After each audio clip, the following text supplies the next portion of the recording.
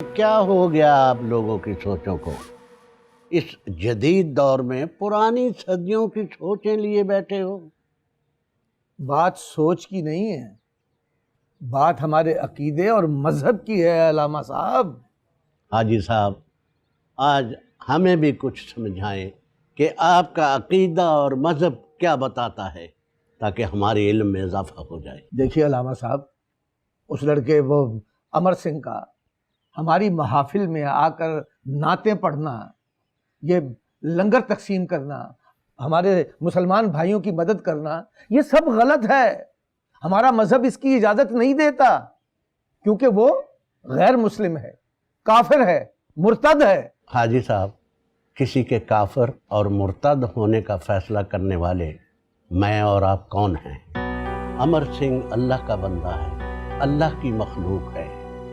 وہ ہر کام پوری لگن اور شوق سے کر رہا ہے، اور میں یقین سے کہہ سکتا ہوں کہ یہ کام اسے اللہ تعالیٰ کروا رہا ہے، اور اس کے پیچھے اللہ کی مصلحت کیا ہے یہ نہ میں سمجھ سکتا ہوں نہ آپ سمجھ سکتے ہیں۔ اب آپ تو بات کو طول دے رہے ہیں۔ بہرحال میری آپ سے یہی درخواست ہے کہ آپ اسے سمجھا دیں کہ وہ ہماری محفلوں میں تو کم از کم نہ آیا کرے۔ میں اسے ہرگز نہیں کروں گا۔ وہ ایسی مذہبی بغاوت اور انتشار کے دور میں ایک مثال ہے۔ آپ کو یہ بات کرتے ہوئے پہلے سوچ لینا چاہیے تھا۔ دیکھیے علامہ صاحب، آپ کی ساری باتیں ٹھیک ہے، میں مانتا ہوں۔ حاجی لیکن صاحب، اس نے اس دن اپنی جان پر کھیل کر مجرموں کا پیچھا کیا۔ کیا اس نے اپنی ذات کے لیے کیا؟ نہیں، ہرگز نہیں۔ وہ مسلمان بھائیوں کے مجرموں کو پکڑنا چاہتا تھا۔ اس وقت تو آپ میں سے کوئی بھی آگے نہ بڑھا ان کی مدد کے لیے۔ آپ کی بڑی مہربانی حاجی صاحب۔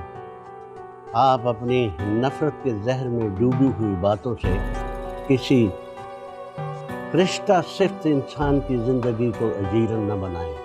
یہ اللہ کا کام ہے، اللہ جو کرتا ہے بہتر کرتا ہے۔ ٹھیک ہے جی، اب آپ سے میری بحث تو نہیں بنتی، جیسا آپ کا حکم۔ مجھے اجازت دیجیے، پھر حاضر ہوں۔ اللہ حافظ۔ اللہ آپ کو بھی اپنے حفظ و امان میں رکھے۔ السلام علیکم۔ وعلیکم السلام۔